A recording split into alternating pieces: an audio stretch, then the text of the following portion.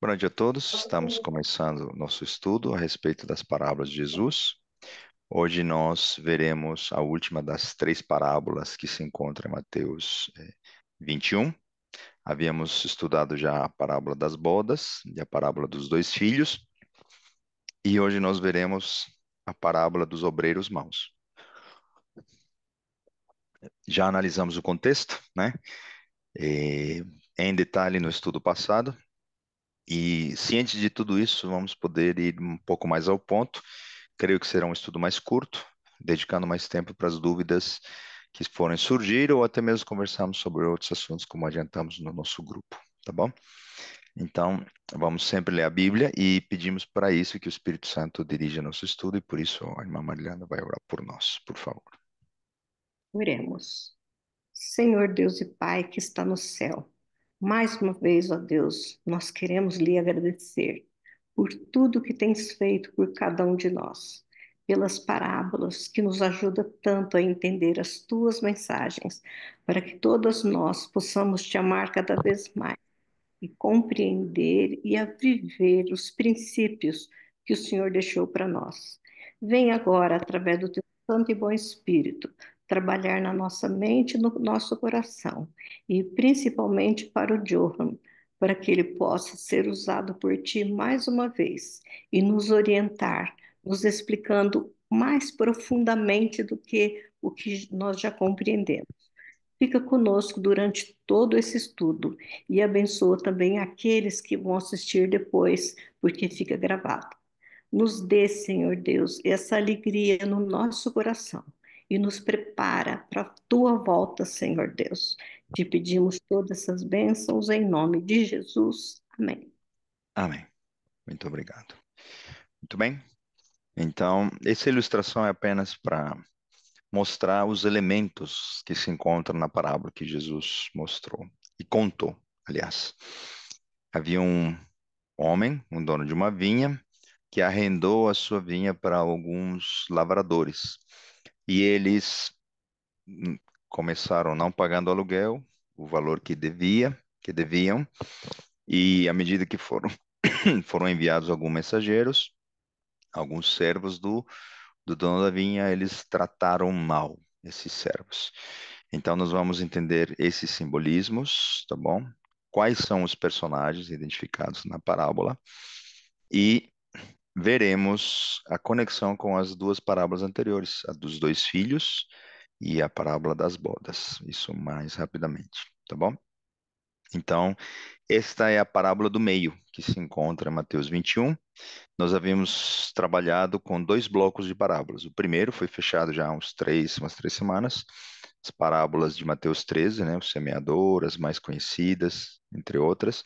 E estamos encerrando um segundo grupo de parábolas que está em Mateus 21 e 22, no seu contexto mais amplo, tá bom? Então, é bom sempre lembrarmos, tá? E começarmos com a palavra de Deus que nos diz, né? Tudo isto disse Jesus por parábolas à multidão, e nada lhes falava sem parábolas, para que se cumprisse o que fora dito pelo profeta, que disse: Abrirei em parábolas a minha boca, publicarei coisas ocultas desde a fundação do mundo. Então, nós somos privilegiados porque podemos, dar milênios depois, né? Da própria palavra de Deus, de Jesus, analisar a fundo as suas palavras, e creio que numa das parábolas ficou muito claro, né? Que conhecimentos sobre santuário, sobre assuntos mais básicos são necessários para, inclusive, nós ousarmos entender alguma das palavras de Jesus, tá bom?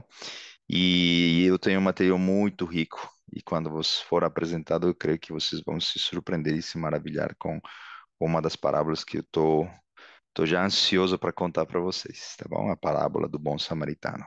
Quando for anunciada, vocês vão ter a mesma alegria e a mesma admiração que eu tive quando aprendi a respeito desse assunto, tá bom? Então, é, são revelações que desde a fundação do mundo estão acessíveis para os que buscam e desejam conhecer, tá bom?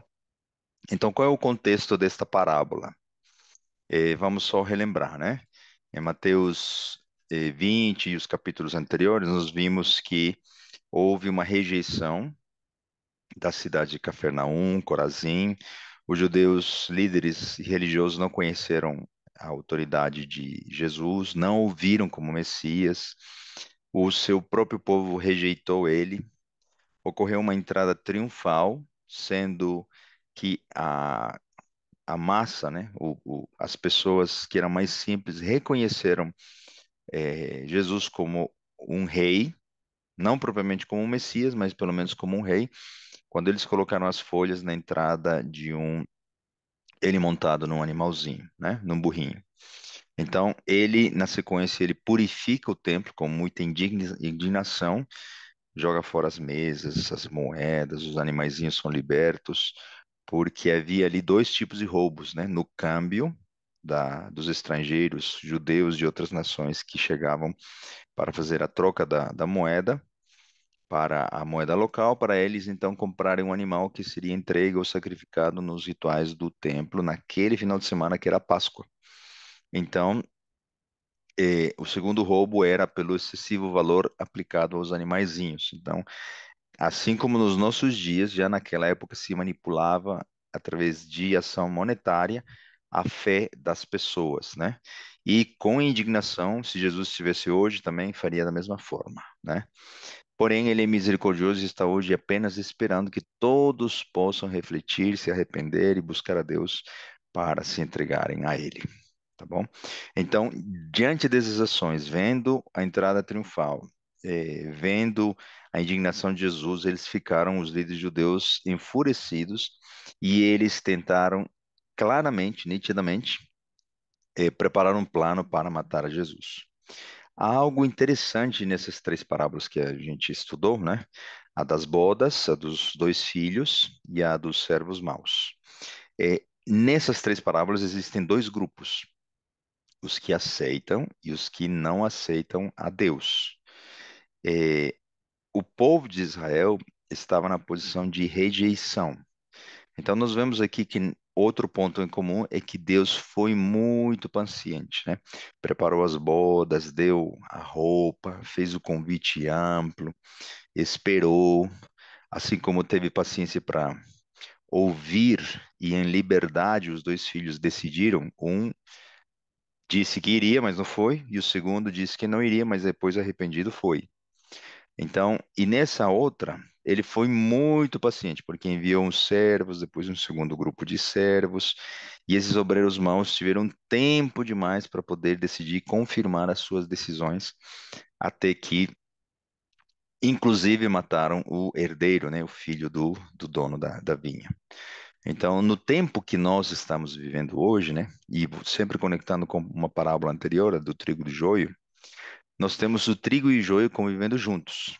Lembrando-se que é melhor e pela ação do Espírito Santo que nós pensemos que somos joio e não que somos trigo, para que busquemos constantemente perdão e mudemos de atitude, né? Porque o dia em que nós achamos que somos trigos é a primeira prova que somos joio. Então, hoje é tempo de que para pensarmos na misericórdia e na graça de Deus. Essas parábolas ilustram esse tempo, né? E para muitos esse tempo é uma evidência de que Deus não existe, de que ele é injusto, de que ele não toma atitude, de que ele esqueceu de nós, de que ele nos abandonou, ou que Jesus ainda vai voltar muitos anos, para resolver o grande conflito. E para os ateus é a prova de que Deus não existe, porque as doenças, as guerras continuam.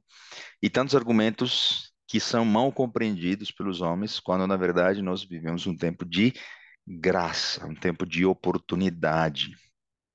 Muitos brincam com o pecado, com seus prazeres, se afastam de Deus e não percebem que é tempo solene, porque a qualquer momento, nós não sabemos quando, né? Já que os sinais estão tão visíveis aos nossos olhos, essa graça pode terminar e rapidamente Deus vai manifestar sua justiça, as pragas vão cair, é, e tudo terminará.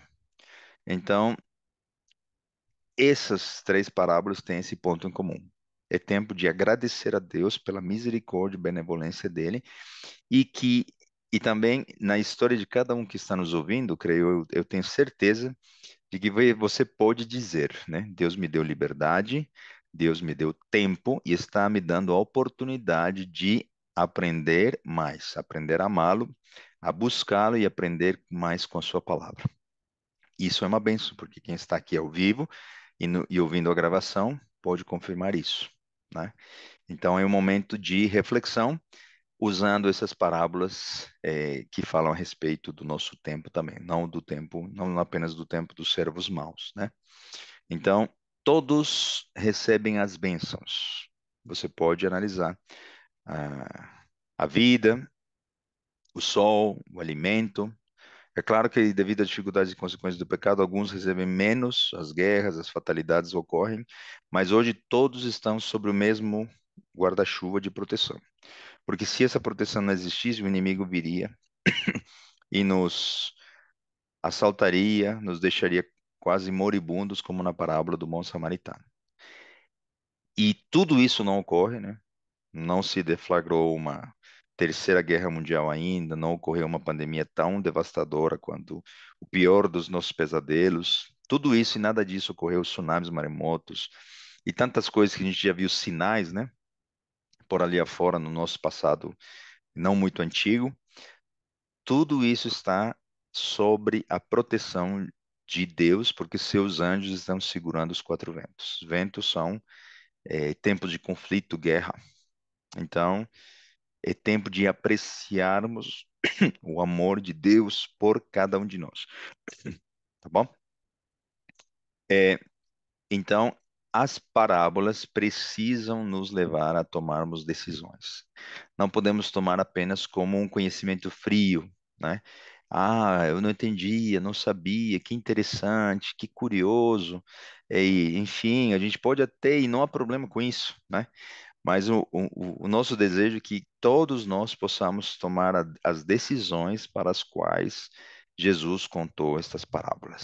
Se ele disse para os servos bons, para os servos maus, para o filho bom, para o filho mau, as palavras sempre foi com o intuito de salvar, tá bom?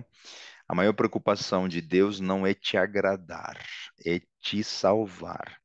E para que você possa ser salvo, às vezes é preciso te desagradar para que você coloque o joelho no chão e reconheça que sem ele você não consegue nada, tá bom? Então, o modo de Deus, ele é muito diferente do nosso, né? Claramente Deus está falando nessa parábola, e nós vamos ler em detalhe, né, para os líderes do povo de Israel. E creio que na nossa audiência, né, na grande maioria, independente da denominação, da religião, nós somos líderes, porque já estamos buscando conhecimento, já estamos há algum tempo, e na nossa esfera de influência, família, lar, vizinhança, eu creio que nós somos líderes. Então, essas mensagens são para nós. Enquanto essa graça não se esgota, ainda existe tempo de mudança, de arrependimento. Ok? E se a gente pudesse agrupar como está o mundo hoje, né? Mesmo no cenário econômico, provavelmente, né, nos próximos dias, meses, um pouco caótico, da guerra nem se fala, né? Nós poderíamos ver que existem dois grupos. O primeiro grupo, os que conhecem essa graça, essa misericórdia e essa justiça de Deus, mas não querem conhecer mais, se afastaram, não querem ouvir de Deus, continuam vivendo sua vida, justamente, né, pelos seus afazeres, buscando sustento, buscando lutar, vencer na vida. E o segundo grupo são aqueles que conhecem e não querem compartilhar esse conhecimento com outras pessoas. Existe muita gente que acumula conhecimento, né? E acumula, acumula e nos tornamos obesos, né? Espirituais, cheios de gordura espiritual, né? Um conhecimento bom, nos sentimos bem conhecendo tanto e nos maravilhando com a palavra de Deus, mas não compartilhamos. não entregamos livros, não damos um abraço, não oramos por alguém, não damos um estudo bíblico, não participamos da lição, da igreja, dos cultos, das programações. Estamos apenas aquecendo um banco. Então, nos dois grupos estamos em situações difíceis, né? Os que não conhecem a graça estão mais do lado do pecado, e os que conhecem a graça e não querem compartilhar. Em qual dos dois grupos estamos? Creio eu, né, pela misericórdia de Deus, que você está num terceiro grupo, que é aquele que o mundo precisa. É aquele que conhece a graça, deseja compartilhar e está ansioso para que Jesus volte, e por isso está em cumprimento da missão, levando o evangelho adiante. Tá bom? Então, essa é a nossa introdução. Cientes de que há dois grupos, tá? No grande conflito sempre houve dois, não um terceiro. Os que estão em cima do muro, os mornos, uma hora vão ficar frios e serão vomitados por Deus, e o muro pertence a um inimigo. Enquanto nós estamos indecisos em cima, lembramos que não está, nós estamos mais do lado da indecisão, tá bom? Leiamos então a parábola. A parábola se encontra em Mateus 1, do versículo 33 em diante. Ouvi ainda outra parábola. Houve um homem, pai de família, que plantou uma vinha e circundou-a de um valado e a construiu nela um lagar e edificou uma torre e arrendou-a a uns lavradores e assim ausentou-se para longe. E chegando o tempo dos frutos, enviou os seus servos aos lavradores para receber os seus frutos. E os lavradores, apoderando-se dos servos, feriram um, mataram outro e apedrejaram outro. Então começamos identificando alguns personagens, né? Há um homem, um dono de uma vinha, um pai de família. O que que ele fez? Ele preparou a vinha, ele já cuidava dela, deixou ela sobre a responsabilidade e com um acordo, né? Porque num arrendamento, né? Num aluguel, existe um acordo, uma aliança entre as duas partes, né? E ele fez isso com os lavradores. Então, quem continua sendo dono da vinha? O mesmo pai de família, que representa Deus.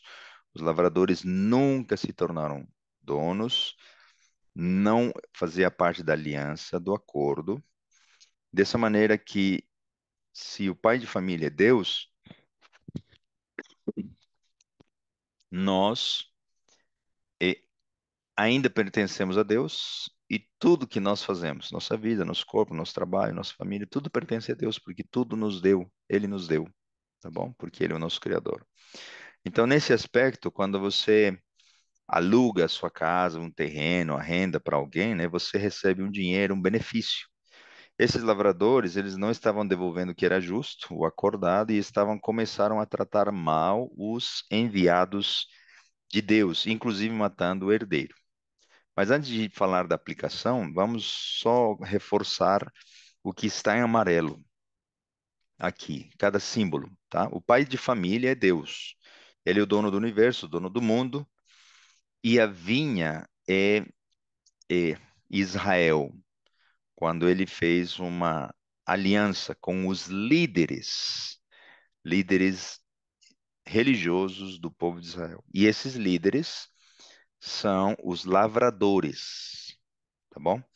Então, às vezes, há uma pequena confusão. Nesse caso aqui, a vinha não representa o mundo, embora fazia parte da missão de Israel e dos líderes de Israel levar o evangelho aos povos daquela época, os povos pagãos. Mas isso se tornará mais amplo quando nós formos ver a aplicação histórica posterior a esta aqui que estamos falando, tá? Então, os líderes são os lavradores que fazem uma aliança em nome do povo, e, portanto, o povo também de Israel faz uma aliança, porque eles aceitaram a aliança no Monte Sinai. De maneira que o valado, ou em outras versões, né, a sebe representa a lei de Deus, ou seja, um local que protege dos perigos de não cumprir a lei de Deus, tá bom?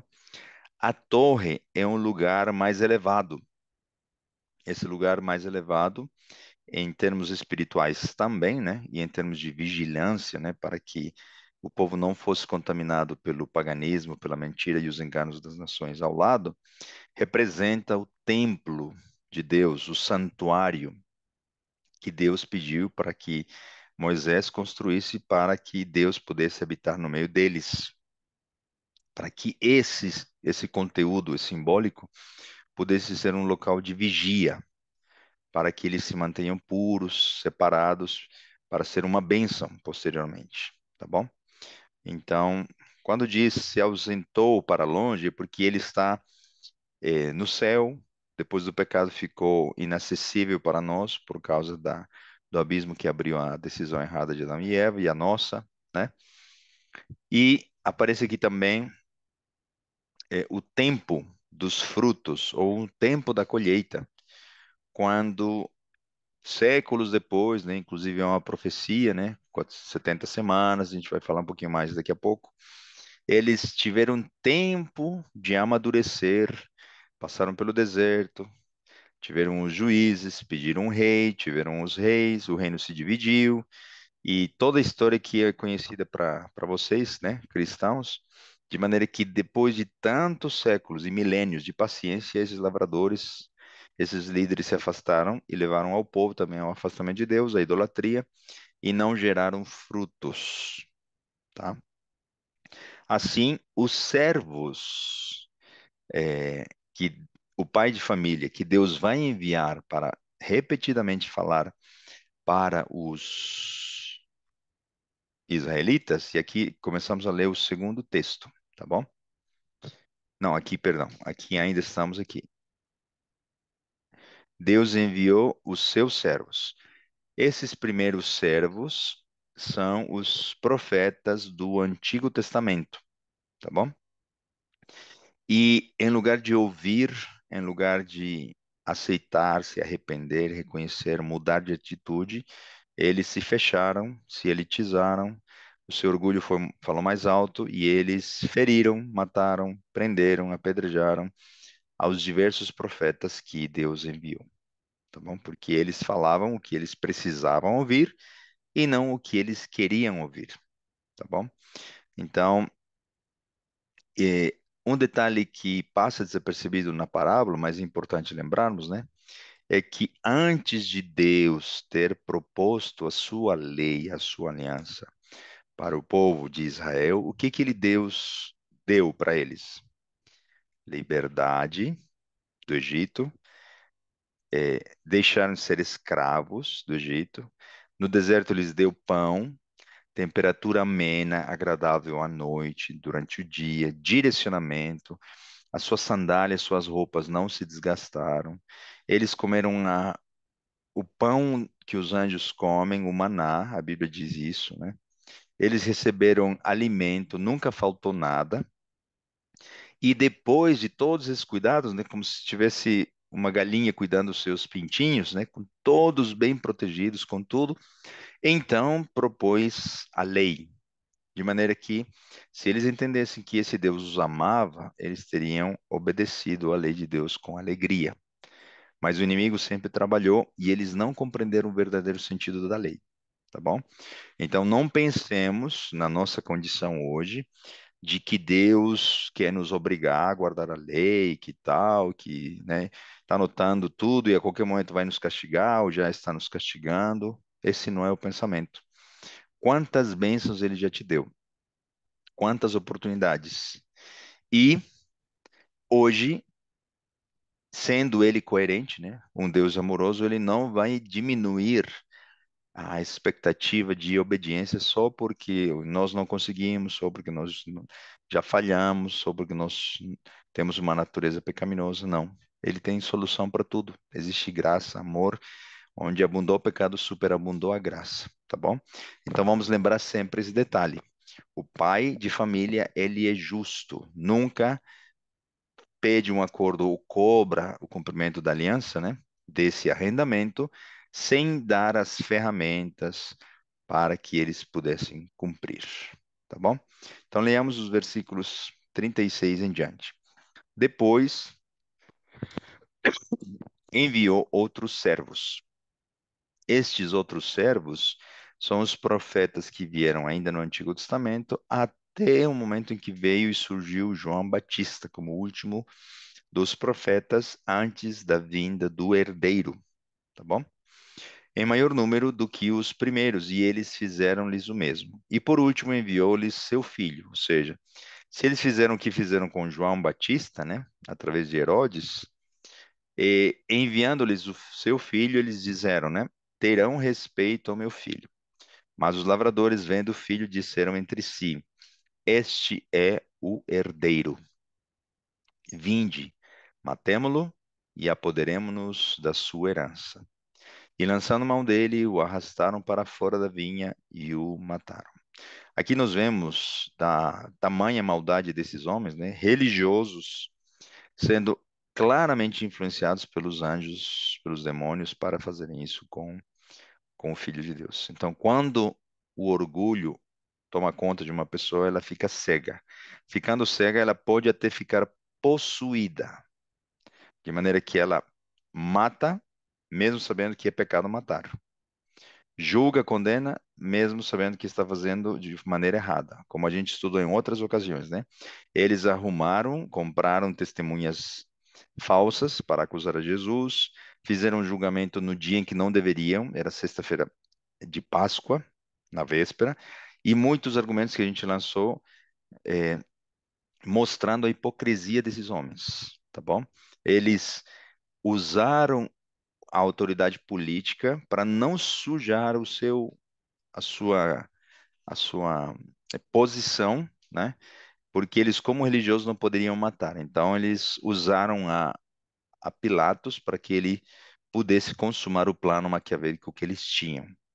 Então, percebam como o inimigo pode trabalhar de maneira tão intensa na mente de homens religiosos que estão convictos de algo apenas pela convicção e não pela motivação, né, correta, que seria uma liderança de um grupo de pessoas em atitude de serviço, tá bom? Então, isso é muito, muito sério, né? Um detalhe que parece que passa desapercebido, o que que eles fizeram com o Filho de Deus? Arrastaram para fora da vinha. A vinha, Israel, a liderança de Israel se encontra em Jerusalém. Jesus morreu, né? Fora extramuros da cidade de Jerusalém. Ele morreu no Monte Calvário. Ok? Tem um pequeno detalhe que se cumpre, né? Quando Jesus conta todos os detalhes, a gente já ouviu o de Ellen White dizendo, né? Em muitas das parábolas, Jesus está falando de si mesmo e da sua missão aqui na Terra. E este é mais um caso aqui, tá bom? Esta, perdão. Esta ilustração novamente está nos mostrando a questão do cumprimento. Deus enviou profetas, teve paciência, foi longânimo, finalmente enviou seu filho, não foi reconhecido. Ele foi o cumprimento fiel das profecias de Isaías, Miqueias, Joel, como nós vimos, né, nas histórias, perdão, nas profecias das histórias. Davi mostrava claramente que quais qualidades deveria ter Jesus, o Messias, e ele cumpriu ao pé da letra. Moisés mostrava claramente quais qualidades, tempo, prazos deveria ter o Messias, e Jesus foi o tipo, cujo antítipo era o quê? Moisés. José, nós estudamos, né? Quantas semelhanças entre José e Jesus. Boaz, é, Isaac, se a gente falasse em Isaac, né? Semana passada no nosso estudo de domingo, nós enviamos um vídeo, para quem se lembra também, né? Quantas pistas, dicas, guias, mensagens subliminares, diretas e indiretas, Deus deu para os israelitas para que eles pudessem reconhecer quem era Jesus. Aos seus veio e os seus não receberam.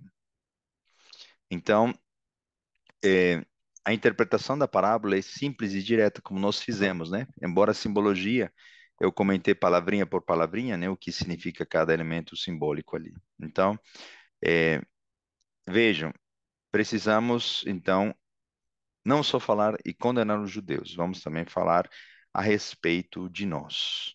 Nós não podemos ficar em cima do muro, atirando as pedras em cima dos judeus e dizendo, eles fizeram isso com Jesus, eles são os lavradores maus, a parábola se aplica somente a eles, acabou, e nós estamos aqui na posição confortável, né? De maneira na nossa casa, de forma online, assistindo de camarote a condenação em palavras que Jesus está fazendo contra os servos maus, contra os obreiros maus. Mas nós somos esses também, numa segunda e última aplicação, servos. De que maneira estamos agindo nós hoje? Tomara que ninguém se ofenda, porque toda vez que Jesus faz isso, em primeira e em segunda aplicação, é para nos salvar, tá? Então, se nós ficarmos no vale da indecisão, achando que somos trigo, ou sabendo da graça, nós não compartilhamos essa graça, nós vamos receber o mesmo que os grupos que já vimos nas parábolas, que rejeitaram Jesus, tá bom? Então, hoje, se estamos mornos, é tempo de reflexão para sairmos da mornidão. É tempo de arrependimento e dedicar e entregar nossa vida completamente a Deus, tá bom? Às vezes nos encontramos anestesiados, né, pela realidade que o mundo vive. Tanta injustiça, morte, o amor de muitos se esfria, indiferença. A gente estuda, estuda, estuda e parece que as coisas não acontecem. Tomara que Jesus volte na nossa geração e parece que ainda não está chegando, não está acontecendo. A gente entrega livros, mas não há uma resposta das pessoas. A gente organiza estudos bíblicos, as pessoas não comparecem. A gente organiza programações na igreja e as coisas não funcionam. Há uma diferença, tanto dos de dentro quanto de fora da igreja. E estamos anestesiados pelo engano, por toda a maldade que está ocorrendo lá fora. Inclusive por sensacionalismo, né? Que diz o lobo, lobo, lobo, né? Jesus está voltando, vai ser na virada de 1999 para 2000, não, vai ser no calendário Azteca, 2012, não, não foi, não, vai ser logo depois da pandemia, não foi, não, também numa terceira guerra mundial, Jesus está voltando, não, o Papa Francisco morreu, e agora vem o fim, e não, e tantas vezes que se fala o lobo, lobo, lobo, todo mundo fica anestesiado de maneira que quando alguém vai e fala o lobo, ninguém ninguém reconhece mais de que já é hora. De maneira que anestesiados não conseguimos tomar atitude, não conseguimos reconhecer o tempo que estamos vivendo devido à confusão que o inimigo coloca aqueles que não dependem de Deus para tomar as suas decisões. Então, às vezes achamos difícil a situação, comentamos, brincamos, às vezes nem ficamos tristes, aconteceu tal coisa, milhares de pessoas morreram num terremoto ali, e, né?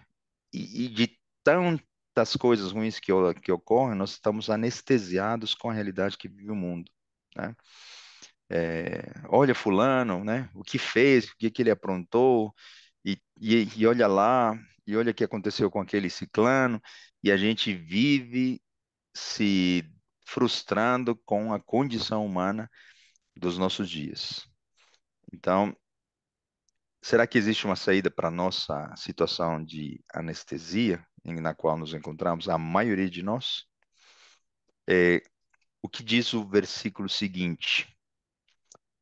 Quando, pois, vier o Senhor da vinha, o que fará àqueles lavradores? Nas parábolas, o tempo de graça termina. E em algum momento, não se fala quando isso termina, o juiz, o pai de família, Deus toma atitude. E daí em diante não tem mais volta.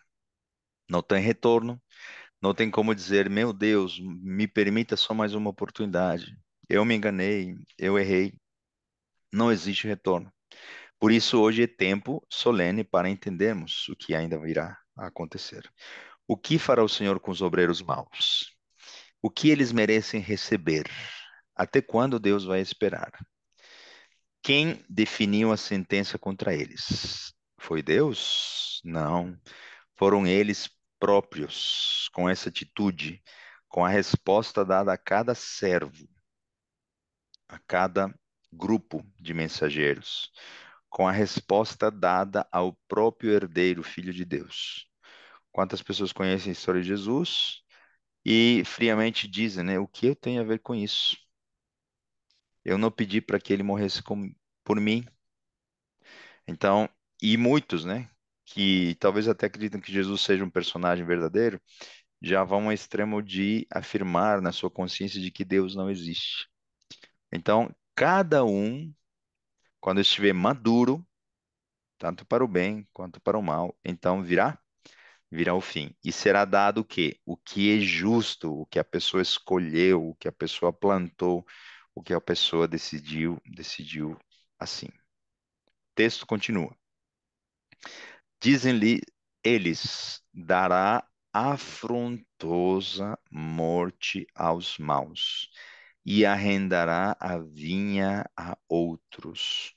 Quando se cumpriu essa morte dada a esses líderes judeus? No ano 70 depois de Cristo, né, os romanos, em dois cercos, eles destruíram, queimaram a cidade, queimaram o templo e mais de 1 milhão de judeus foram mortos. E esses líderes também. E o que aconteceu então? O herdeiro não ficou morto. O herdeiro ressuscitou e ele deu força, vitalidade, o Espírito Santo desceu e outros lavradores que representam a quem? Aos gentios, lavradores que não faziam parte do primeiro grupo, né? Das 12 tribos de Israel, agora 12 discípulos de Jesus projetam o povo de Deus para um segundo e último momento da história. Um antes da vinda de Jesus e um grupo posterior à vinda de Jesus. Então, esse segundo grupo são todos aqueles que, pela fé, são enxertados na árvore de Abraão. Da mesma maneira, eles terão o quê? O seu tempo para lhe dar frutos. Por quê? Porque acabaram os 490 anos, as 70 semanas, e agora se iniciam outros períodos proféticos, né? 1798, 1290 anos, né? Que se cumprem em 1798, e as profecias que ainda não se cumpriram. Haverá um último momento para que esses servos levem o evangelho para o mundo, e isso vai se cumprir, né, através do forte clamor, o evangelho será pregado para que então venha o fim. Versículo 42. Diz-lhes Jesus: Nunca lestes nas Escrituras a pedra que os edificadores rejeitaram, essa foi posta por cabeça da esquina, pelo Senhor foi feito isto, e é maravilhoso aos nossos olhos. Em terceira pessoa, Jesus está falando de si mesmo, né? Dizendo para eles: Olha, vocês estão rejeitando, não estão reconhecendo, mas eu sou a pedra fundamental, a pedra da esquina, a base, o fundamento do templo, da igreja, né, de Deus. Portanto, eu vos digo que o reino de Deus vos será tirado e será dado a uma nação que dê os seus frutos. E quantos frutos deu essa igreja, né?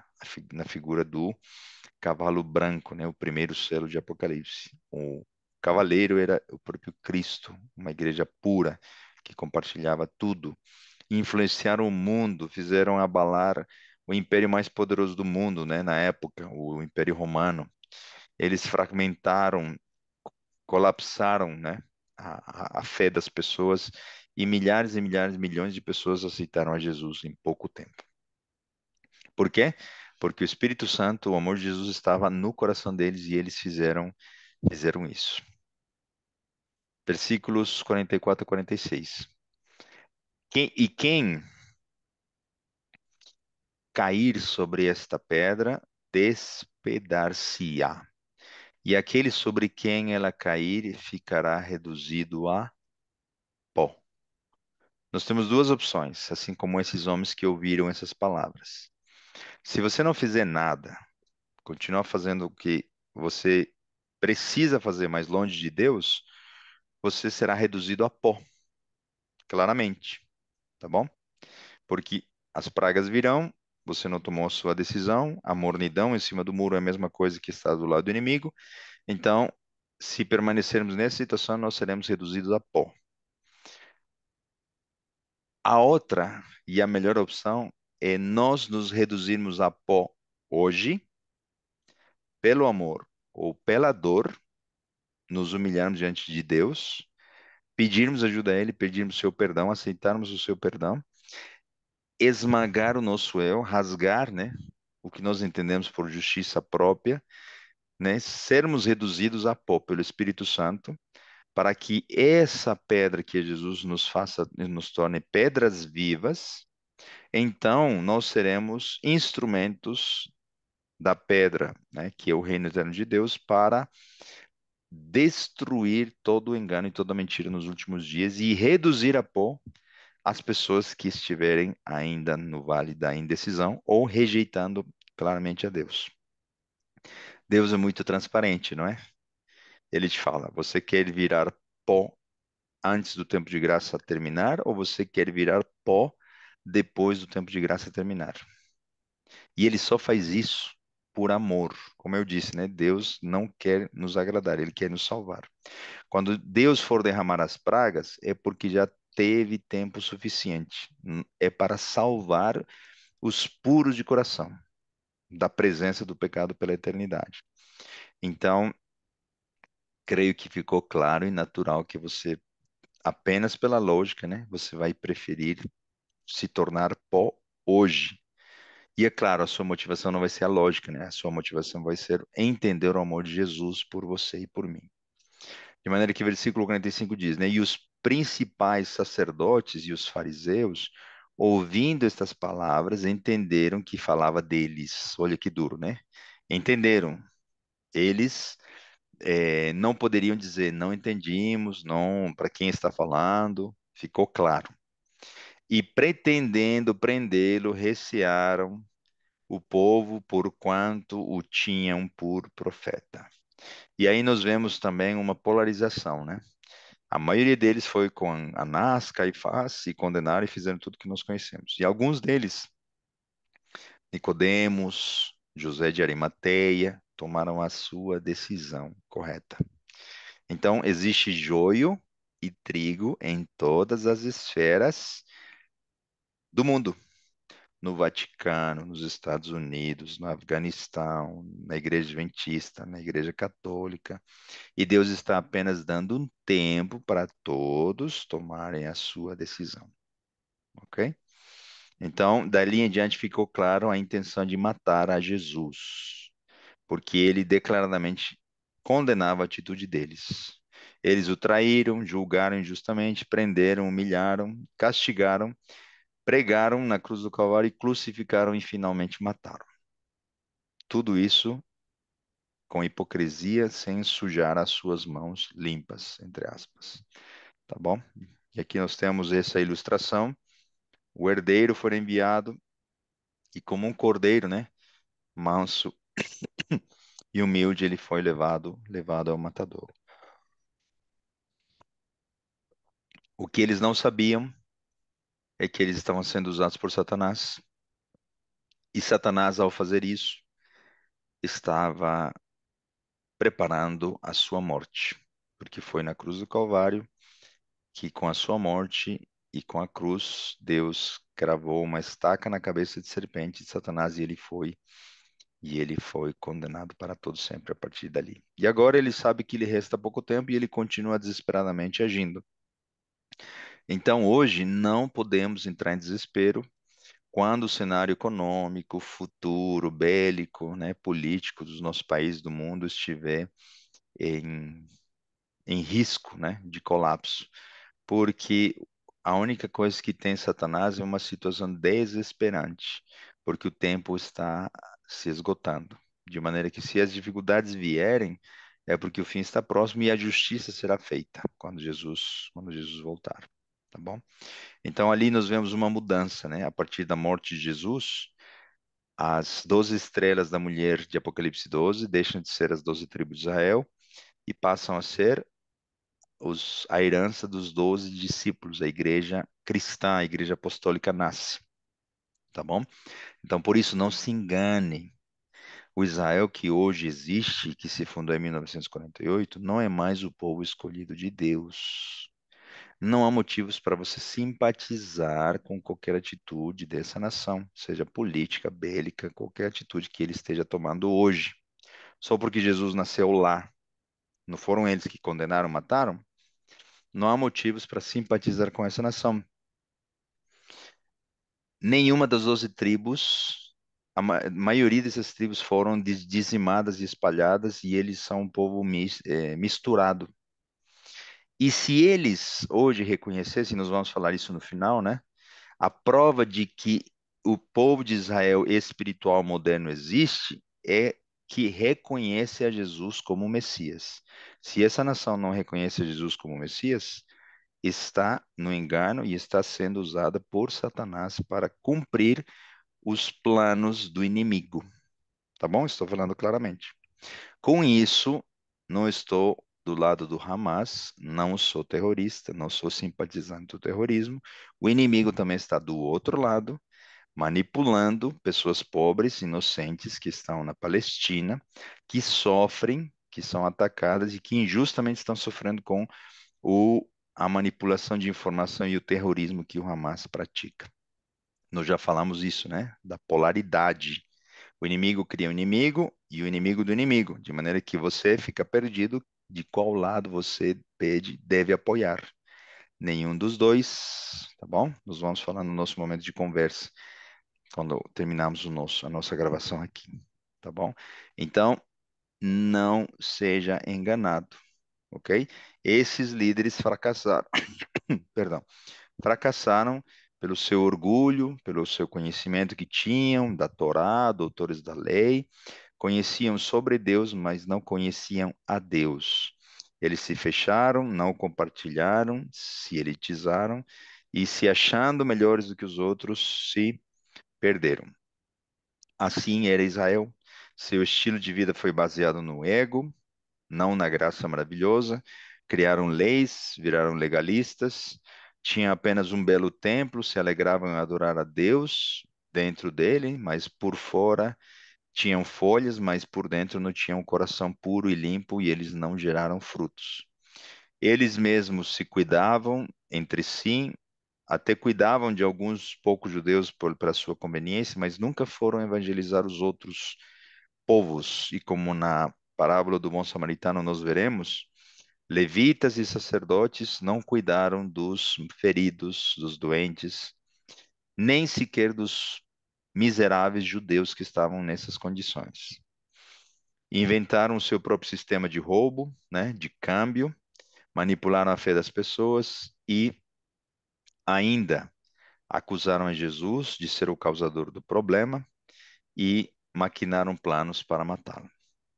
Como está nossa igreja hoje, ou as igrejas, né, cristãs hoje?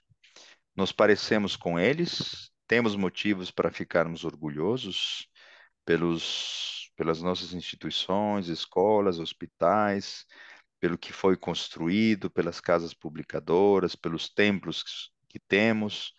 Temos rádios, canais de TV, lindos projetos, tudo isso é bom e uma bênção, mas se estamos focados apenas em nós, né, no nosso bem-estar e não em salvar os perdidos, em alguma medida estamos nos parecendo com eles. É, estamos apenas usufruindo da nossa zona de conforto para ouvir falar comodamente da graça, do perdão de Deus, ou inclusive, né, como se viu por aí nas semanas passadas, podemos até participar de um banco digital, né, de uma igreja cristã que cria um banco digital, ou de uma área VIP, onde as pessoas pagam um pouquinho a mais, entre aspas, para acessarem um local, para elas não serem importunadas, ou para elas terem um acesso mais próximo, um camarote para os pregadores, os pastores que estão falando ali ao redor. Como Jesus se sentiria vendo a realidade das nossas igrejas, nossos templos hoje? Os lugares onde nossos líderes se assentam está cheio de ouro, pedras preciosas, enquanto a o baixo clero das nossas igrejas está sofrendo fome da palavra e fome de pão material mesmo, como Jesus reagiria se ele visse a nossa realidade? É, o dia em que nós fomos batizados, né, e aceitamos a fé, nós assumimos um compromisso também de compartilharmos a palavra de Deus e expandir o reino de Deus ao mundo. Mas de lá para cá, nós fizemos isso? Houve uma mudança na nossa vida? Ou continuamos patinando, lutando com a nossa maré, quase nos afogando e sem mudança de vida, continuamos com os nossos mesmos desafios e problemas e temos os mesmos defeitos de caráter que tínhamos quando nos batizamos? Muitos de nós, desde aquele dia, estamos apenas aquecendo os bancos, ficando obesos espirituais ou acumulando verdades maravilhosas para nós apenas. O irônico é que nem sequer às vezes praticamos o que nós sabemos, né? Então, muito menos temos a coragem de compartilhar, porque nós não praticamos o que nós sabemos. Somos como o filho que diz que sim, mas não foi cumprir a missão? Ou somos como o filho arrependido que representa as prostitutas, os ladrões, os publicanos, né? Os pecadores, os bêbados e todos aqueles que sabem que estão errados, que estão na miséria, mas se arrependem e depois que Jesus os salva, eles vão e contam o que Jesus fez por eles? Qual é a nossa situação hoje?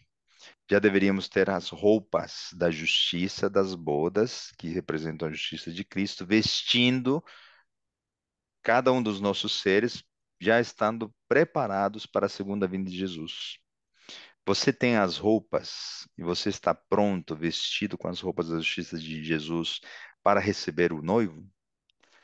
Quando as pessoas veem você ou me veem, o que elas veem em mim, em nós? Veem um verdadeiro filho de Deus? Estamos já respirando a atmosfera celestial, somos testemunhas diante ao mundo de quem é Jesus? Somos cristãos verdadeiros? Somos honestos? É, sempre temos um argumento, né? Também às vezes, ou um pretexto para dar, para não fazer o trabalho e cumprir a missão. Inclusive, né, recentemente nós entregamos no Impacto Esperança alguns livros e a gente vê sempre as mesmas pessoas nos ajudando, estando animadas, otimistas para cumprir a missão.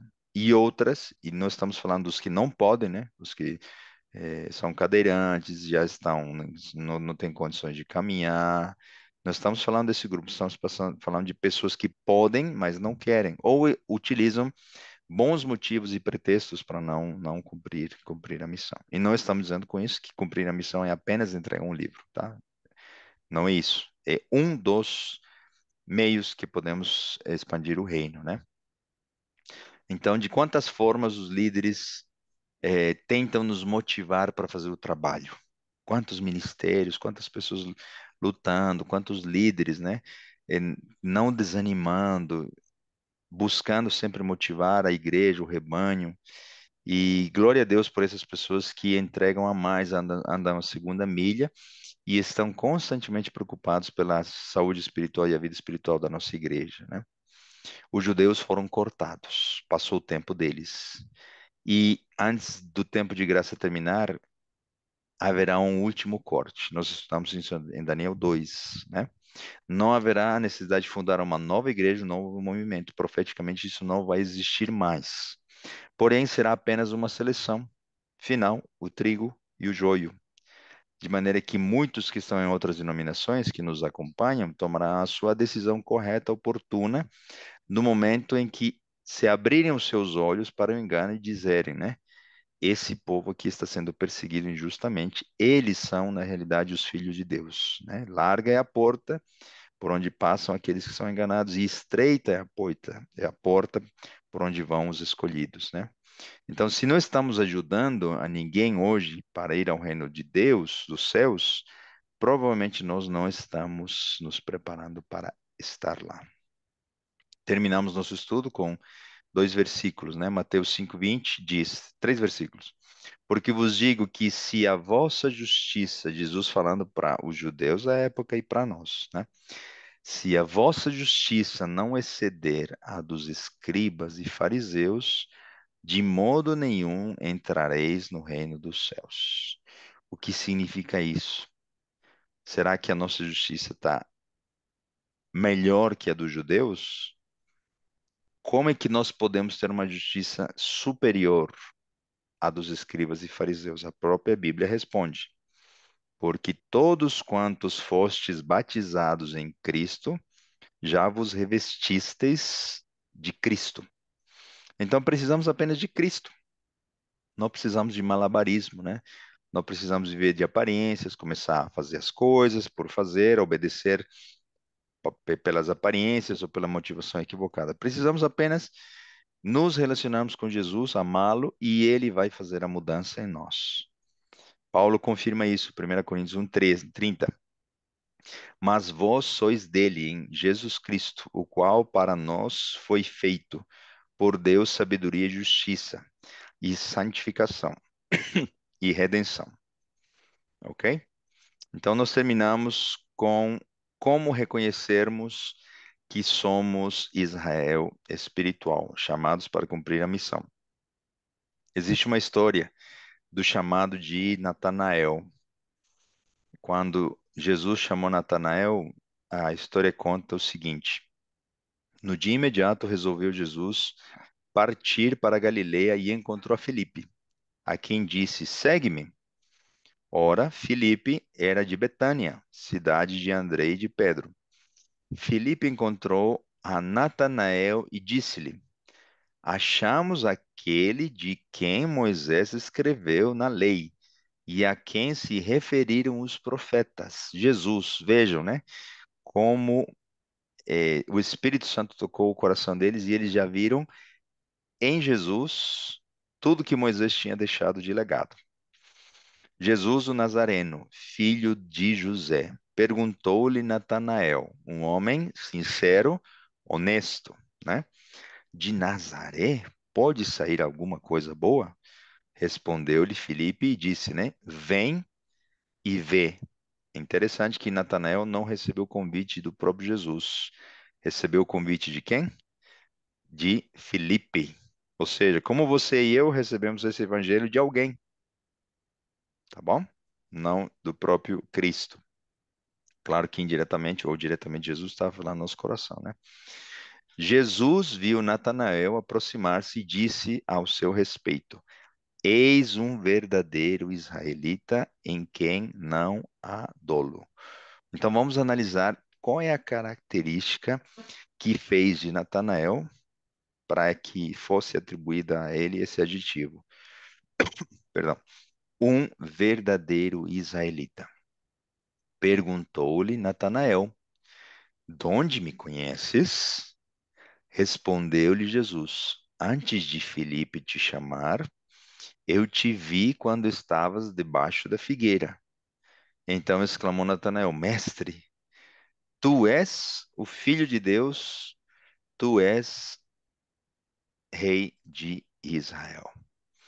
O que precisava Natanael apenas? Que alguém dissesse para ele onde ele estava. Jesus conhecia o coração dele. E eu sei que Jesus te encontrou de uma maneira que talvez é simples, talvez um milagre grandioso, um resgate, ou talvez foi apenas o tempo, né, que te fez aceitá-lo como Salvador.